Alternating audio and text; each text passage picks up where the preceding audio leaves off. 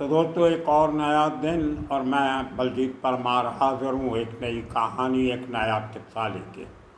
आज चलेंगे उसी इशू की दूसरी किस्त पर, जहाँ पर एनआईए ने अपनी 3 चार्जशीट्स में लॉरेंस बिश्नोई के बारे में और उसका अपना गैंग चलाने के तरीक़ों के बारे में क्या क्या खुलासे किए हैं।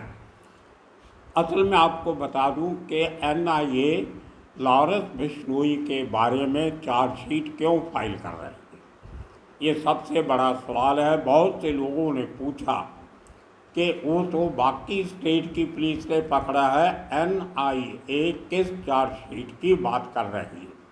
तो दोस्तों, आपको बता दें कि 3 ऐसे केसेस हैं जिनकी इन्वेस्टिगेशन एनआईए कर रही है, नेशनल इन्वेस्टिगेशन एजेंसी। ये तीनों केस वो हैं जहां पर लॉरेंस बिश्नोई गैंग के टेररिज्म और ड्रग स्मगलिंग और क्रिमिनल सिंडिकेट चलाने की, हथियारों की खरीदो फरोख्त सप्लाई करने की बातें या एविडेंस सामने आई थी। एनआईए का मेन मकसद है देश में हो रही टेरर गतिविधियों को रोकना, और जो लोग देश के खिलाफ टेररिस्टों का साथ लेके देश के दुश्मनों के साथ मिलके अपने क्रिमिनल गैंग्स के थ्रू काम करते हैं, उनके साथ related cases NIA take over कर लेता है और अपनी एफआईआर रजिस्टर करके एनआईए कोर्ट्स में उनके केसेस चलते हैं। अकेले पंजाब के नहीं हैं, लॉरेंस बिश्नोई के नहीं हैं। एनआईए के पास ज़्यादातर केसेस केरला, हैदराबाद, तमिलनाडु, असम या जो नॉर्थ ईस्ट की स्टेट्स जो बॉर्डर के साथ लगती हैं, बिहार, इस किस्म के बहुत सारे केसेस जहां पर दूसरे टेरर संगठन देश के खिलाफ गतिविधियां करते हैं, जहां पे मनी लॉन्ड्रिंग होती है और वो पैसा देश के अंदर गड़बड़ फैलाने के लिए इस्तेमाल किया जाता है, और उसके लिए विदेशों में बैठे टेरर आउटफिट्स और एजेंसीज लाइक आईएसआई उनके साथ मिलकर ऑपरेशन चलाए जाते हैं। उनके ऊपर जो केसेस चलते हैं वो एनआईए चलाता है। इसी किस्म के जो सैकड़ों केस एनआईए डिफरेंट कोर्ट में लड़ रही है, उनमें से सिर्फ 3 केस लॉरेंस बिश्नोई गैंग के हैं। इन तीनों केस में 3 अलग अलग चार्जशीट हुई हैं। एक मार्च के महीने में हुई थी, दूसरी 21 जून को हुई, तीसरी 26 जून को हुई। तो ये तीनों केसों की अलग अलग चार्जशीट में एनआईए ने अलग अलग खुलासे किए। पहली चार्जशीट में आपको कल हमने खुलासे बताए। आज एक दूसरी चार्जशीट की बात करते हैं जिसमें लॉरेंस बिश्नोई के गैंग चलाने के तरीक़ों का ब्यौरा दिया गया, और उसमें सबसे बड़ी बात जो निकल के सामने आती है, बिल्कुल उसी तरह जैसे दाऊद इब्राहिम 80s में अपना गैंग चलाता था और उसके बाद दुबई बैठ के और कराची बैठ के अपना गैंग चला रहा है, उसी तरह लॉरेंस बिश्नोई ने अपने गैंग को स्ट्रक्चर किया, उसी तरह इसका स्ट्रक्चर बनाया। और जिस तरह दाऊद इब्राहिम बजाते खुद एज एन इंडिविजुअल ऑपरेट करता था, उसी तरह लॉरेंस बिश्नोई ने ऑपरेट करना शुरू किया। जिस तरह से दाऊद इब्राहिम ने कॉमन दुश्मनों के साथ लड़ने के लिए दुश्मनों के दुश्मनों से दोस्ती की, उनके साथ हाथ मिलाया और अपने बड़े बड़े काम उन नए बने दोस्तों से करवाए, जिनमें छोटा राजन का गैंग जो एक अलग गैंग था 1986 में, उसके साथ हाथ मिला लिया, अपने साथ मिला लिया। उसके बाद बड़े बड़े काम जो थे वो पैसा दे के सुभाष सिंह ठाकुर से करवा लिए, जैसे जे हॉस्पिटल का कांड। इसी तरह स्प्लेंडर ग्रुप जो थे छोटे छोटे सब दाऊद ने अपने साथ मिला लिए थे, जिनमें से काफ़ी सारे ग्रुप जो पहले इंडिपेंडेंटली काम करते थे, जैसे अबू सलीम का एक ग्रुप था उसको अपने साथ मिला लिया, दूसरी तरफ भाई ठाकुर के साथ हाथ मिला लिया, और इसी तरह पूना में नासिक में जो लोकल ग्रुप थे उनको अपने साथ मिलाया। बिल्कुल उसी तर्ज पे NIA ने कहा है अपनी चार्जशीट में कि लॉरेंस बिश्नोई ने भी इसी किस्म से अपने दुश्मनों के दुश्मनों से हाथ मिला के एक बड़ा गैंग बनाने की कोशिश की और अभी भी जारी है। इसमें एक बड़ा इंटरेस्टिंग शब्द का इस्तेमाल किया है NIA ने। उस शब्द का नाम है महागठबंधन।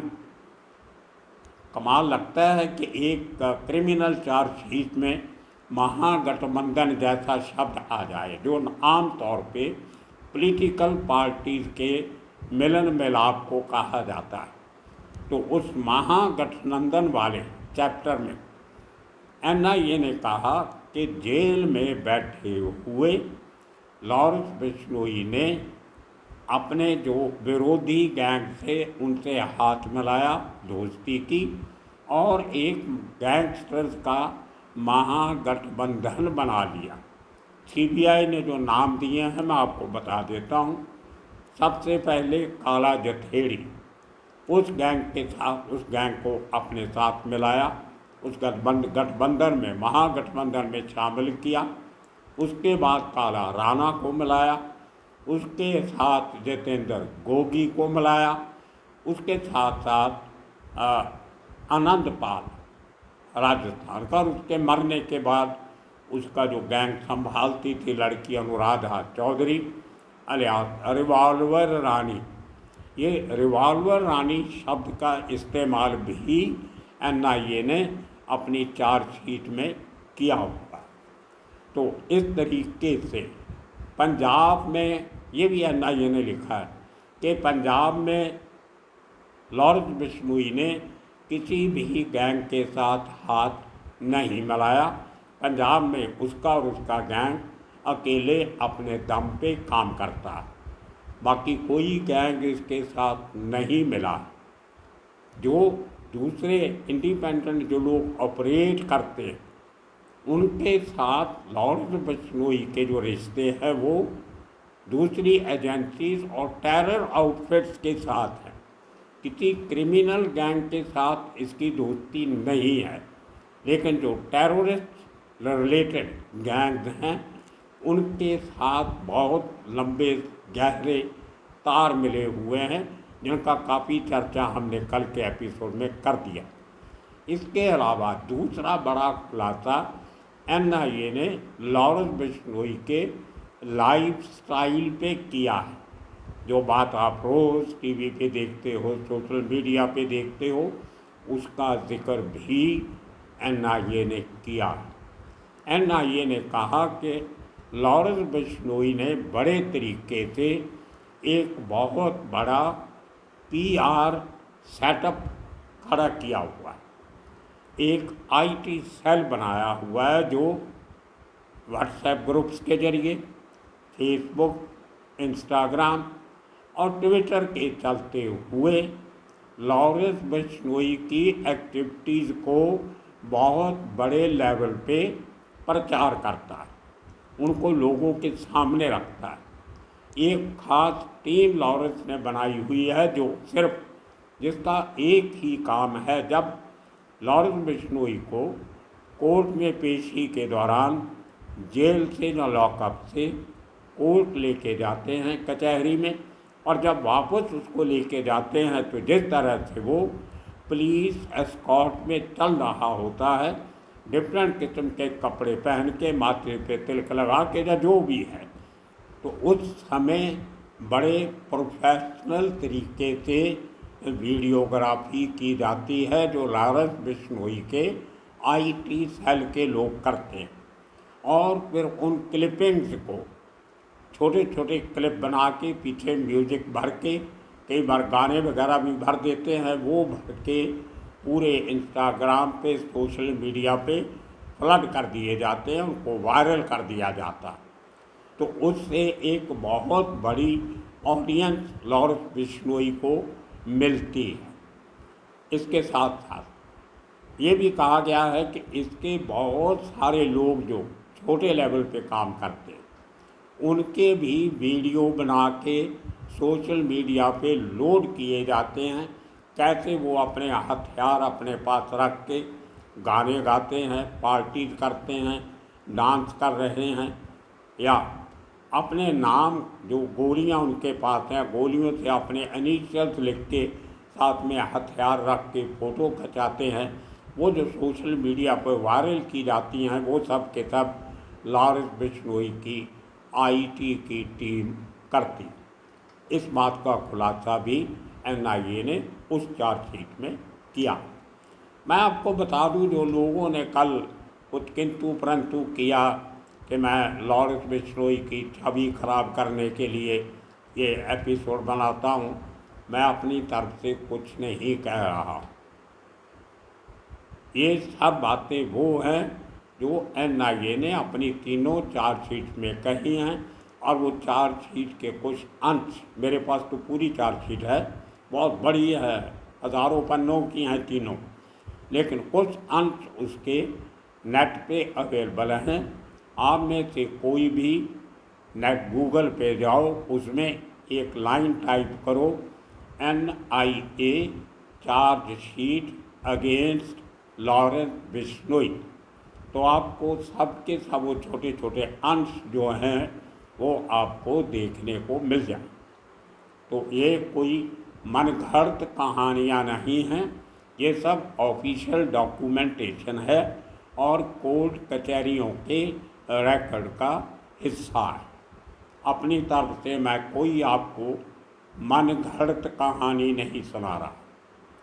आगे जजमेंट आपकी है, आपको अच्छा लगता लगे, नहीं लगता तो ना लगे, लेकिन कानून के कचहरी में जो हो रहा है उसको रिपोर्ट करना कोई बुरी बात नहीं है। लोगों तक अंदर की बातें जो हैं वो पहुंचनी चाहिए। मुझे पता है बहुत से लोगों को जो गांव खेड़े में बैठे, जिनको स्कूल जाने का मौका नहीं मिला, उनको वो अंग्रेज़ी की चार्जशीट जिसमें कई बार टेक्निकल बातें भी होती हैं समझ नहीं आती, तो मैं वो सब बातों को सीधी सादी भाषा में अपने सुनने वालों को समझाने की कोशिश करता हूँ।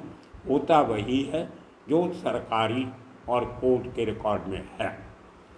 सो दोस्तों, तीसरी बात, एक बड़ी बात जो एनआईए ने कही लॉरेंस बिश्नोई के तौर तरीके से, उनका कहना है कि 2015 से, जब से लॉरेंस बिश्नोई पकड़ा गया पहली बार, उसने एक बार भी अपनी ज़मानत की अर्जी नहीं दी।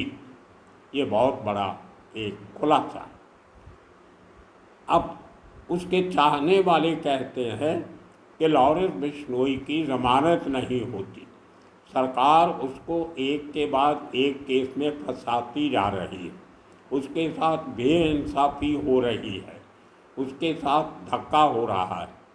लेकिन एनआईए का कहना है कि 2015 से आज तक लॉरेंस बिश्नोई ने एक बार भी किसी भी केस में ज़मानत लेने की अर्जी कोर्ट कचहरी में नहीं दी है। अपनी सुरक्षा के लिए या अपनी सहूलतों के लिए बहुत सारी अर्जियां दी हैं कि मुझे ये मिलना चाहिए, मुझे वो मिलना चाहिए, मेरी सिक्योरिटी में ये होना चाहिए, वो होना चाहिए, वो सब है, लेकिन ज़मानत के लिए कभी अप्लाई नहीं किया।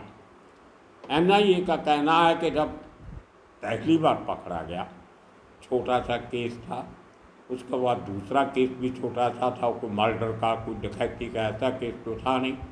स्टूडेंट लाइफ में मारामारी के केस थे जायज़ किस्म के, जहाँ एक आध कोई संगीन अपराध हो भी आप ज़मानत अप्लाई करते हो तो कुछ महीनों के बाद जब चार्जशीट वगैरह केसेस में हो जाती है तो आपकी ज़मानत भी हो जाती है। लेकिन अगर आप अप्लाई करते, तो अगर लॉरेंस बिश्नोई चाहता तो 2015 के केसेस में 2016 में या 17 में ज़मानत करवा के बाहर आ सकता, लेकिन उसे नहीं किया। सो NIA का मानना यह है कि लॉरेंस बिश्नोई ने मेंटली अपने आप को इस तरह से प्रिपेयर किया कि उसको गैंगस्टर ही बनना है और वो अपना गैंग जेल से बैठ के ही चलाएगा। अब इसके क्या कारण हैं, इसका खुलासा NIA ने नहीं किया है, लेकिन जो दूसरे सोर्सेस जिनकी बातें इस NIA की चार्जशीट का हिस्सा नहीं है, उनसे जब बातें हुई बड़े ऑफिसर से, तो उनका कहना था इसके दो कारण हैं।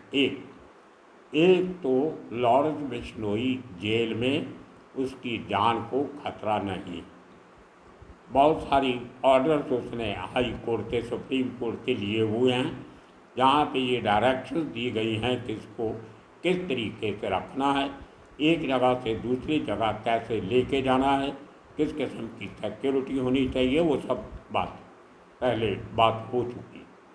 दूसरी, वो उसके पास ये बात NIA ने अपनी चार्जशीट में कही है कि जेल के अंदर बैठ के लॉरेंस बिश्नोई ने ये महारत हासिल कर ली है कि जेल के सिस्टम को एक्सप्लॉइट कैसे करना है, उसका फ़ायदा कैसे उठाना है।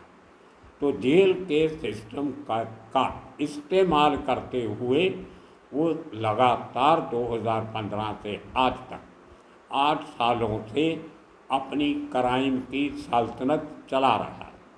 और इस केस में जिसमें मुद्दा था, इसके खिलाफ जो चार्जेस हैं, 12 लोगों के और भी हैं, उसमें अकेला लॉरेंस बिश्नोई नहीं है, 11 लोग और भी हैं, टोटल 12 लोगों के खिलाफ ये चार्जशीट है, जिसमें जग्गू भगवानपुरिया है, दूसरे हैं, इसके सब साथी।